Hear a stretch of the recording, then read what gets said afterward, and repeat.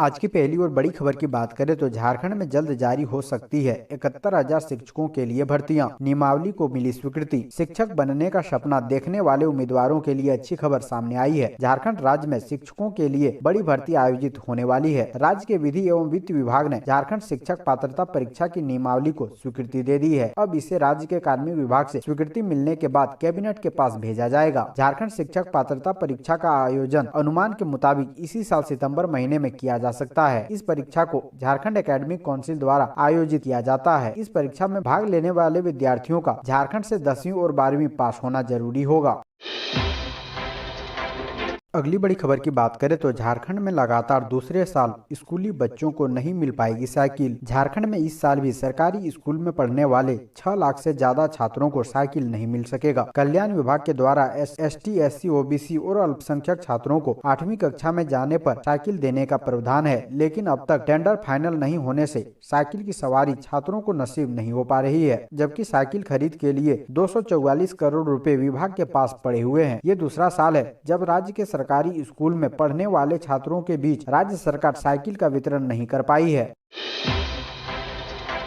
अगली बड़ी खबर की बात करें तो झारखंड हाई कोर्ट ने लगाई फटकार। पूछा, जब लोग शमशान तक पहुंचने लगेंगे क्या तब जागेगी सरकार। झारखंड में हाल में ही कोरोना के मामले लगातार बढ़ रहे हैं। इसी कड़ी में अब झारखंड हाई कोर्ट ने राज्य सरकार के जीनोम सीक्वेंसिंग मशीन की खरीदारी नहीं होने पर फटकार लगाई है। इस मामले पर सुनवाई करते हुए chief justice doctor Ravi Ranjan और जस्टिस सुजीत नारायण प्रसाद ने कहा कि ऐसा लग रहा है कि राज्य सरकार की प्राथमिकता में स्वास्थ्य व्यवस्था नहीं है। जब पूरे राज्य में ओमिक्रॉन फैल जाएगा, इसके बाद मशीन की खरीदारी होगी। कोर्ट ने आगे कहा कि जब लोग शमशान तक पहुंचने लगेंगे क्या तब राज्य सरकार जागेगी। सरकार को हर काम के लिए कोर्ट के आदेश का इंतजार क्यों करती है। अगर जीनोम सीक्वेंसिंग मशीन नहीं है तो ओमिक्रॉन का पता कैसे चलेगा। आखिर किस आधार पर मरीजों का इलाज किया जाएगा। आखिर सरकार अब तक सोई क्यों है।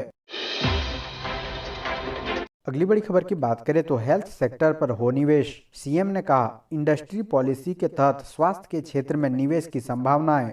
मुख्यमंत्री हेमंत सोरेन ने कहा कि झारखंड में अस्पताल, मेडिकल कॉलेज, नर्सिंग कॉलेज, स्वास्थ्य शिक्षा स्थापित करने की दिशा में राज्य सरकार निरंतर प्रयासरत है। स्वास्थ्य क्षेत्रों में कुछ योजनाओं पर सफलता मिली है और कुछ बेहतर कार्य योजना प्रस्तावित भी है। मुख्यमंत्री ने कहा कि आने वाले कुछ वर्षों में झारखंड स्वास्थ्य के क्षेत्र में अपनी अलग पहचान बना सके, इसके लिए राज्य सरकार तेजी से काम कर रही है।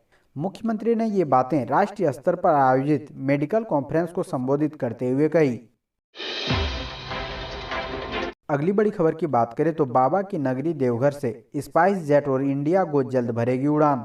बाबा वैद्यनाथ धाम जाने वाले भक्तों के लिए बड़ी खुशखबरी है। देवघर में जल्द ही हवाई यात्रा शुरू होने वाली है। इसके लिए स्पाइस जेट और इंडिगो ने मंजूरी दी है। बता दें कि देवघर एयरपोर्ट में रनवे की टेस्टिंग सफलतापूर्वक संपन्न हो गई है। टर्मिनल पूरी तरह से तैयार होने के बाद जल्द ही विमानों का आवागमन शुरू हो जाएगा। इसके लिए एयरलाइंस कंपनियों ने भी अपनी तैयारी शुरू कर दी है।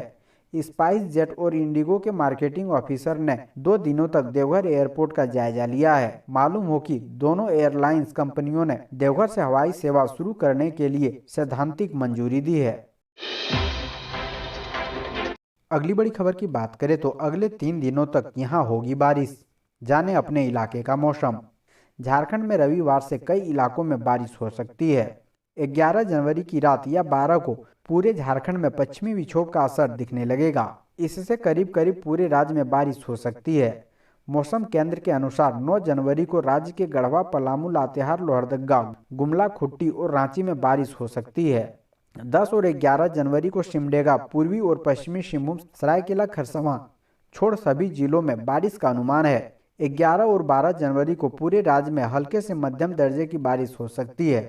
13 जनवरी को भी कहीं कहीं हल्के से मध्यम दर्जे की बारिश हो सकती है। 14 जनवरी से पश्चिमी विक्षोभ के झारखंड से निकल जाने का अनुमान है। इसके बाद ठंड भी बढ़ेगी। अगली बड़ी खबर की बात करें तो रांची नगर निगम में जन्म मृत्यु प्रमाण पत्र बनना बंद। रांची नगर निगम पर कोरोना की तीसरी लहर का कहर बरपा है। कोरोना की चपेट में नगर आयुक्त से लेकर निगम कर्मी आ चुके हैं। सबसे बुरा प्रभाव निगम के जन्म व मृत्यु शाखा पर देखने को मिल रहा है। इस शाखा में कंप्यूटर ऑपरेटर से लेकर अधिकारी तक संक्रमित हो चुके हैं। जन्म मृत्यु शाखा में महज एक कंप्यूटर ऑपरेटर होने के कारण जन्म व मृत्यु प्रमाण पत्र बनने का काम पूरी तरह से ठप हो गया है। इस कारण नए आवेदन तो जमा लिए जा रहे हैं, लेकिन आगे की प्रक्रिया नहीं हो पा रही है। इस कारण बड़ी संख्या में आवेदन डंप हो रहे हैं। निगम कर्मियों का कहना है कि स्थिति सामान्य होने में कम से कम 15 दिनों का समय लग सकता है। तब तक लोगों को इंतजार करना पड़ेगा। अगली बड़ी खबर की बात करें तो झारखंड में 234 पदों पर होगी डॉक्टरों की भर्ती। राज्य के सरकारी अस्पतालों तथा स्वास्थ्य केंद्रों में 234 चिकित्सा पदाधिकारियों की नियुक्ति होगी। इसमें 232 पद सीधी नियुक्ति तथा 2 पद बैकलॉग नियुक्ति के हैं। झारखंड लोक सेवा आयोग ने इन पदों पर नियुक्ति के लिए अलग अलग विज्ञापन शनिवार को जारी कर दिए हैं। इन पदों पर नियुक्ति के लिए 11 जनवरी से 9 फरवरी तक ऑनलाइन फॉर्म भरे जाएंगे, जबकि 9-10 फरवरी को आयोग का लिंक परीक्षा शुल्क के भुगतान के लिए खुला रहेगा। अगली बड़ी खबर की बात करें तो मशरूम उत्पादन के जरिए झारखंड के किसानों की आय बढ़ाने की कोशिश, दिया जा रहा प्रशिक्षण। झारखंड में मशरूम उत्पादन को बढ़ावा देकर किसानों की आय बढ़ाने की कोशिश की जा रही है।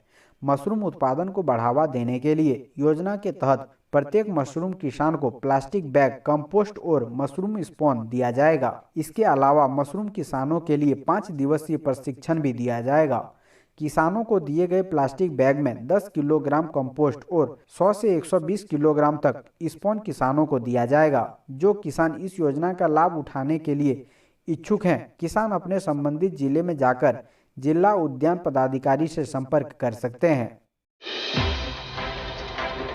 अगली बड़ी खबर की बात करें तो झारखंड के स्वास्थ्य मंत्री भी हुए कोरोना पॉजिटिव। बन्ना गुप्ता ने खुद को किया आइसोलेट। संपर्क में आए लोगों से जांच की अपील।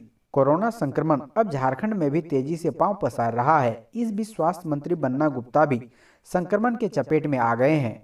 उन्होंने खुद ही ट्वीट कर अपने संक्रमित होने की जानकारी सोशल मीडिया पर दी है। कुछ दिनों से झारखंड के स्वास्थ्य मंत्री बन्ना गुप्ता की तबीयत खराब चल रही थी। स्वास्थ्य मंत्री सर्दी खांसी से परेशान चल रहे थे। तबीयत ठीक नहीं लगने पर उन्होंने कोरोना जांच कराई थी, जिसकी रिपोर्ट आने पर कोरोना पॉजिटिव होने की पुष्टि हुई है। स्वास्थ्य मंत्री बन्ना गुप्ता ने ट्वीट कर कहा है कि जिम्मेदारी का निर्वहन करते हुए वे कोरोना पॉजिटिव हो गए हैं। वे अपने आवास पर ही आइसोलेटेड हैं। पिछले कुछ दिनों से उनके संपर्क में आए सभी लोग अपना कोरोना जांच करवा लें और आइसोलेट हो जाएं। अगली बड़ी खबर की बात करें तो एम्स के डॉक्टरों ने बताए ओमिक्रॉन के ये 5 लक्षण। कई लक्षण तो आपकी पकड़ में नहीं आएंगे। कोरोना की तीसरी लहर अब पूरे देश में दस्तक दे चुकी है।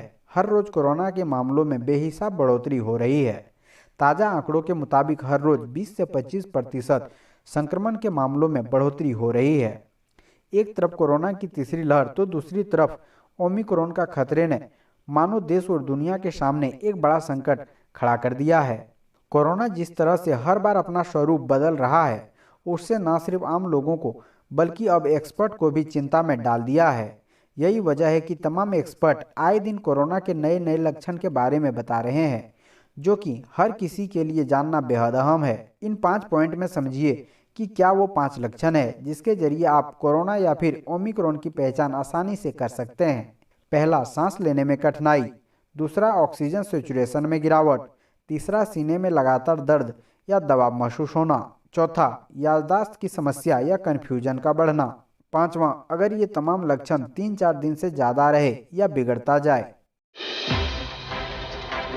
अगली बड़ी खबर की बात करें तो एमएसपी पर धान की खरीद में पिछड़ रहा झारखंड। अभी भी बिचौलियों को धान बेचने के लिए मजबूर है किसान। एमएसपी पर धान की खरीद मामले में झारखंड के कई जिले अभी भी पिछड़े हुए हैं। राज्य की हेमंत सरकार ने इस बार अच्छी मानसून के बाद बेहतर धान उत्पादन की उम्मीद को देखते हुए राज्य के किसानों से 80 लाख टन धान की खरीद करने का लक्ष्य रखा था। किसानों को लैंपस और पैक्स में धान की बिक्री प्रोत्साहित करने के लिए यह घोषणा हुई थी। इस बार किसानों को 50% राशि तुरंत ही दे दी जाएगी। 15 दिसंबर से राज्य में धान खरीद की प्रक्रिया शुरू हुई थी। इसके लिए पूरे राज्य में 562 धान खरीद केंद्र बनाए गए थे। झारखंड में इतनी तैयारी के बाद भी आज भी कई जिलों में धान खरीद की रफ्तार काफी धीमी है। मीडिया रिपोर्ट के मुताबिक झारखंड के कई जिलों में अभी भी धान खरीद की प्रक्रिया शुरू नहीं हो पाई है। इसके कारण किसान औने पौने दाम पर बिचौलियों को धान बेचने के लिए मजबूर हैं।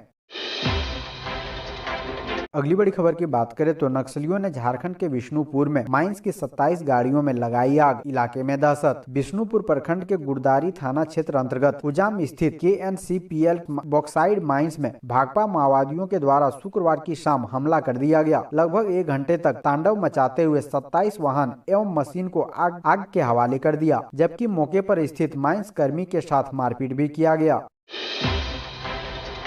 अगली बड़ी खबर की बात करें तो बाबूलाल मरांडी ने कहा, गो हत्या का विरोध करने पर संजू प्रधान की हुई हत्या। भाजपा विधायक दल के नेता व पूर्व मुख्यमंत्री बाबूलाल मरांडी ने सिमडेगा में हुई संजू प्रधान की हत्या को अमानवीय घटना करार दिया है। उन्होंने शनिवार को एक संवाददाता सम्मेलन में कहा कि संजू प्रधान को घर से पकड़कर ले जाकर पीटा गया और जिंदा जला दिया गया। इस दौरान पुलिस भी उपस्थित थी। पत्नी सपना देवी पुलिस से संजू को बचाने के लिए गिड़गिड़ाती रही और भीड़ ने पीटने के बाद उसे जिंदा आग के हवाले कर दिया। मामले में मरांडी ने ठेठी टांगर के दरोगा, DSP और SP को बर्खास्त कर CBI जांच की मांग की है। उन्होंने पीड़ित परिवार को 10 लाख का मुआवजा और पत्नी को सरकारी नौकरी देने की मांग भी की है। संजू की पत्नी सपना देवी ने बताया कि संजू घर के पास हाट यानी बाजार में गौ मांस की बिक्री और गौ हत्या का विरोध किया करता था। इसके बाद कई लोग ने उसे धमकी भी दी थी। इसी बीच अंबलकेरा में कुछ लोगों ने बैठक की। बैठक में संजू प्रधान को भी बुलाया गया। वहाँ ठेठी डांगर की पुलिस भी उपस्थित थी। पुलिस के समक्ष संजू प्रधान की पिटाई की गई व जिंदा जला दिया गया।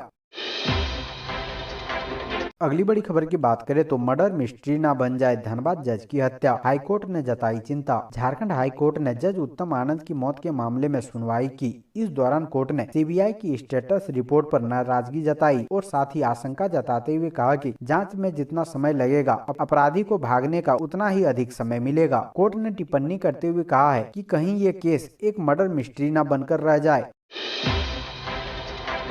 अगली बड़ी खबर की बात करें तो अब इन रेलवे स्टेशन पर बनेगा आधार व वोटर ID कार्ड। भारतीय रेल प्रबंधन समय के साथ अपने आप को अपडेट कर रही है, जिसके तहत रेलवे लगातार अपने यात्रियों को अलग अलग तरह की सुविधाएं दे रही है। नई व्यवस्था के तहत रेलवे ने देश भर के यात्रियों को खास तोहफा दिया है, जिसके तहत उन्हें कई तरह की सुविधाएं स्टेशन पर ही मिलेगी।